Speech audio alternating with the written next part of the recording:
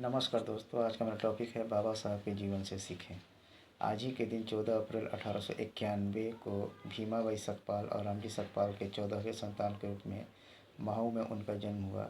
MHOW यानी military headquarter of war, यानी जहां उनका जन्म हुआ था वो जगह उस समय भारत का मिलिट्री हेडक्वार्टर था।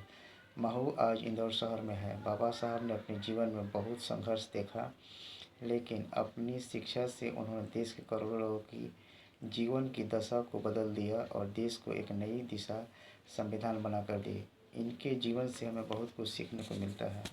शिक्षित बनो, संगठित रहो और संघर्ष करो और अपने अधिकारों के लिए आवाज़ उठाओ। इंसान को कभी भी अपने स्वाभिमान से समझौता नहीं करनी चाहिए। कठिन परिस्थितियों में भी पढ़ाई करके उन्होंने साबित किया कि शिक्षा सबसे बड़ी ताकत है। इसलिए उन्होंने कहा था कि शिक्षा वो शैली का दूध है जो पिएगा वो दहाड़ेगा।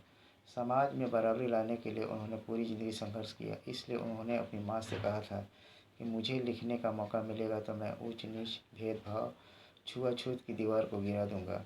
हर मुश्किल का डटकर सामना किया और कभी हार नहीं मानी।